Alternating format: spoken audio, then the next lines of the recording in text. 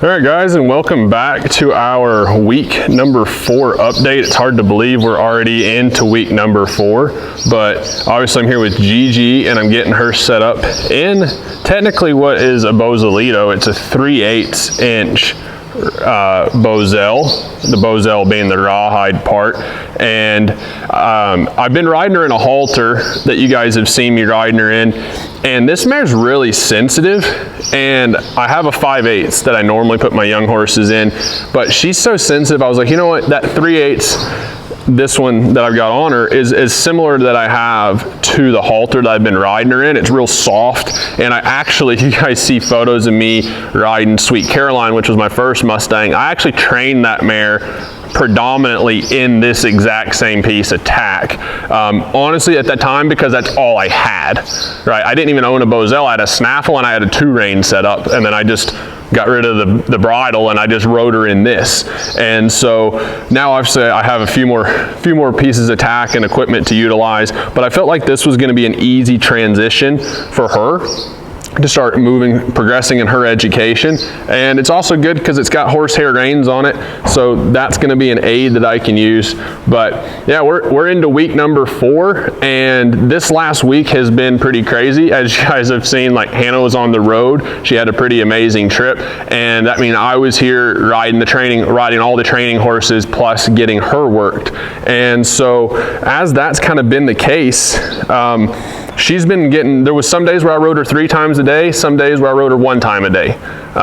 So it was just doing the best I could with what I was working with as far as time and getting up super early and those types of things. But this last week, and even moving forward into today's ride, I've really been trying to simplify this process.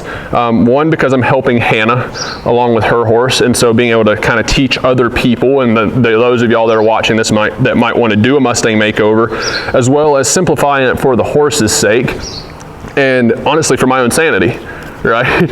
If I can keep this as simple as possible, then that's going to be really, really pivotal in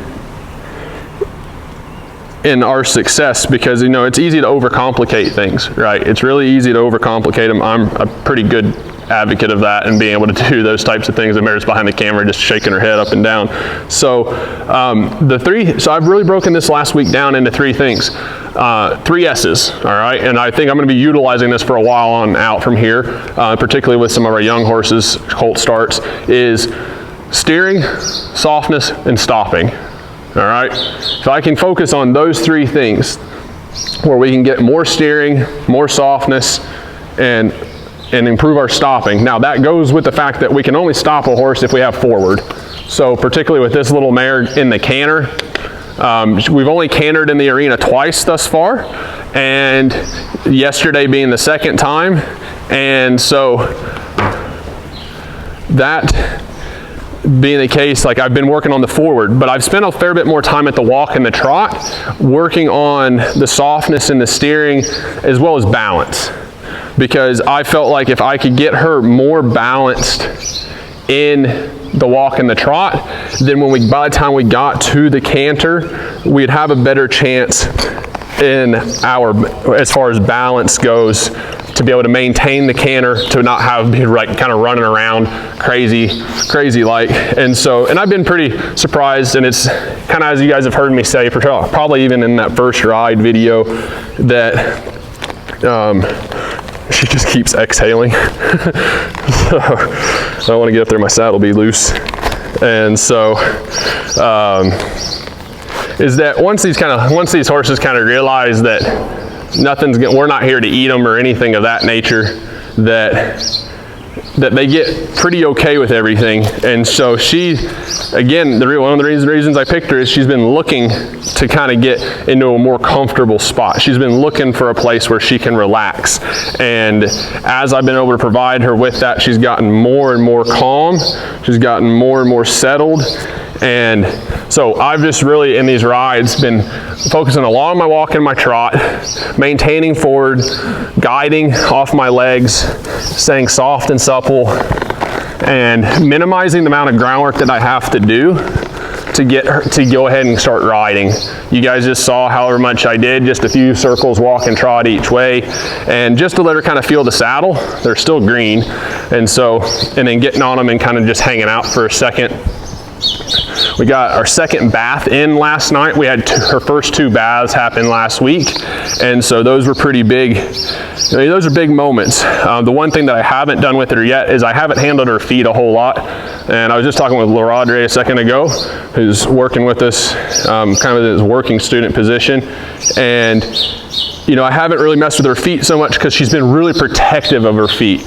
And so I've been just saying, hey, you know, the more I can build this relationship, the more I can get her trusting, the more that I can get her to where she is kind of letting down. Then by the time I go to approach the feet, she'll be less defensive about those.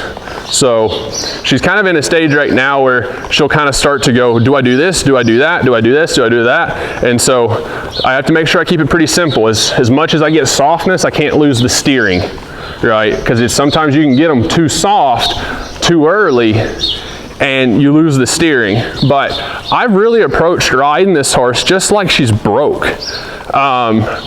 And understand that she's not, right?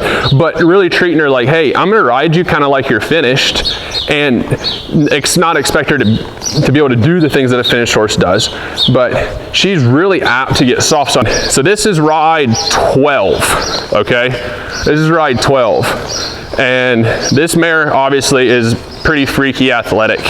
And I know a lot more than I did 2 years ago when I did my last makeover, and I know sure as hell know a lot more when I did my first one.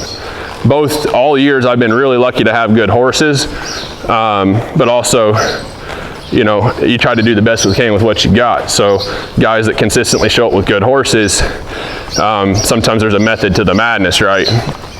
So just really focus on where her mind is at and where her feet are at. When the more relaxed she gets mentally, the more relaxed she can get physically. The more I can influence her mind, the more I can influence her feet. And really good that she's kind of breathing out there. Just chip away at her being able to maintain focus, building confidence in new things.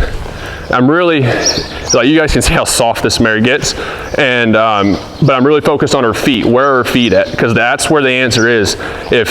You know, it doesn't matter how soft she gets if she's kind of leaning through a shoulder. So when I pick up, I'm really getting connecting with those feet.